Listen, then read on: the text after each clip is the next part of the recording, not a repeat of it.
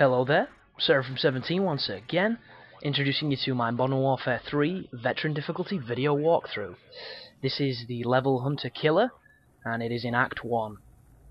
And this level is one I've played before, because I went to a games convention over the weekend before the game came out, and they had the game playable at that, and I queued for quite some time because there was a few people in front of me. And the person in front of me played the Black Tuesday level, and then he passed the pad to me for this level. So I'd actually played it before I went through the game my first time, and then before I started the recording run. And this level is pretty simple in pretty much all of it. The start part here, all you're going to do is follow your teammates. You're going to have to avoid a couple mines. It's nothing too, difficult. In my opinion, it should have probably been a cutscene, but if you remember on Modern Warfare 2, there was that section just like this, which was a cutscene, and maybe some people complained or something. And once you do that, once we do this, we'll be planting a mine on the bottom of a submarine, which is something you didn't see in the last game, I don't believe. And we'll then be raiding the submarine. And it's only when you get inside the sub that this even becomes remotely challenging. And the reason it is challenging is because it's a bad checkpoint, and your buddy, Mr. Sandman, who's played by that guy from Prison Break and Drive Angry and a few other things, who's a fantastic actor, gets in your way all the time, and he will steal cover, he will push you into doorways. He's an absolute dickbag, and I hate him. But if you can, put up with him and somehow stay alive, the section isn't too bad. And you're going to get introduced to a couple new weapons, which is quite nice. And this is your reintroduction to Call of Duty 4 inspired MP5, which, if you've not noticed so far, a lot of the red dot sights are very similar to what they were on Call of Duty 4. I don't know why they've done that, but I like it because they're my favourite ones. It would be nice to see the ones from Modern Warfare 2 make a return, but I haven't seen any like that so far, so that's a little bit tragic. But I will say the ACOGs are very interesting. The ones on Modern Warfare 2 were super clinical and super nice, and I did like them. But these ones are a bit of a mixture of 4 and 2, where the ACOG looks cool, but there's a little bit of like idle sway, and then there's a whole laser being used, so that's kind of cool as well. I did notice playing earlier when I was recording that the ACR with the holographic sight has idle sway. And I'm not the guy to talk about who knows everything about the weapons, for multiplayer and things, but I don't remember holographics having idle sway before, so that might be something that they've introduced. And there is a hell of a lot more recoil in this game than there was in Modern Warfare 2, I'll say that much. There are still some guns that don't move, and you wonder how the fuck can this thing fire so fast and not kick whatsoever. But hopefully those won't be the ones that get, demonized online. So there's the Huppet mine, or whatever kind of mine that is we just used to sink the sub. We now get to go up, and as soon as you take your mask off, shit kicks off. So anybody that saw the E3 videos will recognise this sequence, and there's many like it. There's a lot of cool and interesting sequences in this game. The thing that gets me with a lot of them, like the one we just did in the town, some of the buildings, when you've got these big epic war zones happening, some of the buildings look really bland. And I didn't understand that. If you're going to be seeing all these tall skyscrapers, at least make them reflective. At least them make, some very nice lighting be cast on them to give them something that makes them look more visually interesting. There is some really fucking drab looking stuff on this game, and it's a shame because the engine itself isn't bad. The art direction obviously isn't bad. It just doesn't feel as pretty as Modern Warfare 2 did. So here we go down the ladders, following Mr. Sandman.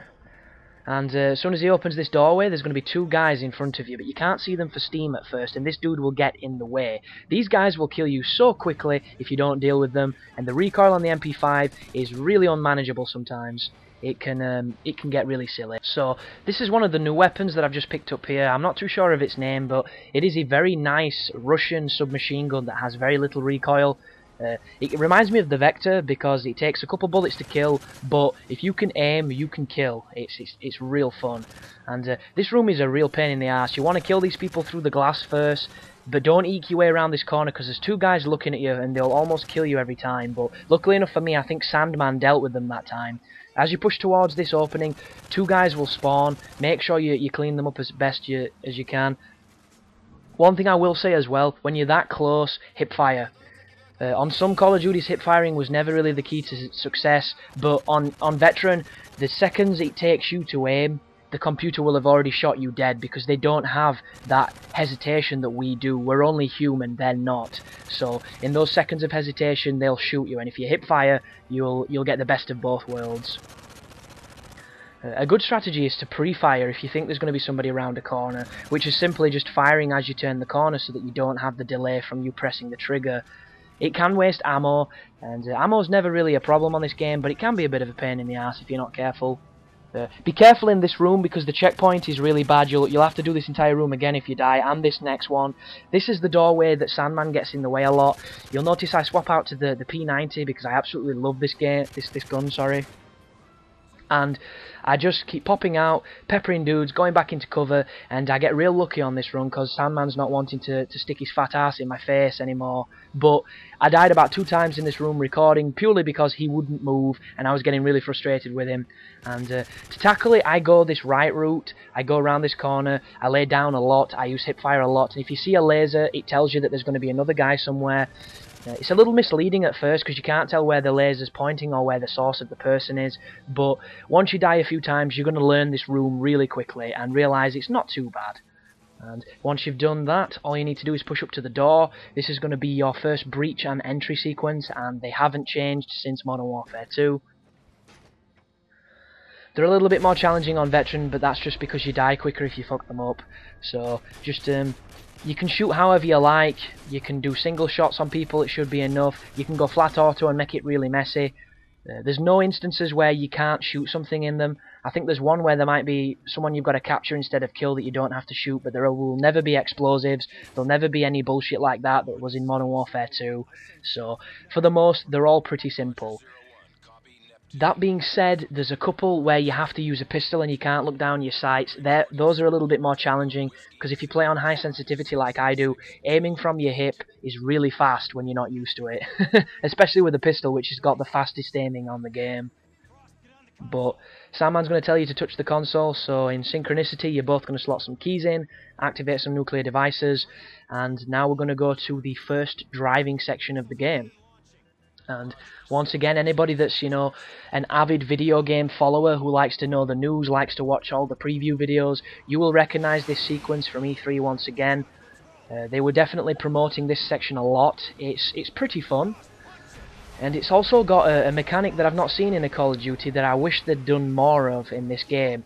And it's little slow motion sequences during the driving where it asks you to shoot a specific thing. And I know it sounds pretty simple and pretty, you know, pretty crap really, but it's a nice little way to mix up and diverse the sequences, in my opinion. But you can die here. I haven't, but I've come very close. As you can see, I've got a lovely little blood bukkake there on my screen. Pretty much the closest I've come to being a Japanese schoolgirl on this game. But this is the slow motion section. You have to shoot the mines at the back of the boat, and it's not much, but I liked that section. I would have liked to have seen more of them. And just keep following the heads-up display, and you will drive into the belly of an aircraft and effectively end Hunter-Killer. So far so good, nothing too challenging, nothing too silly.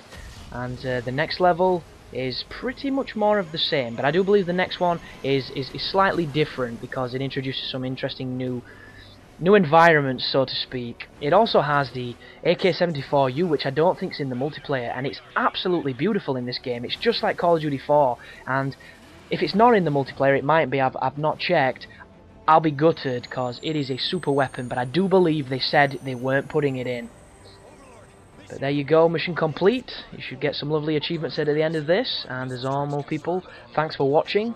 I hope you enjoy this guide, and I hope it helps because, you know, this is my first Call of Duty one, and I'm a big fan, so it's a good guide for me. It's a special guide.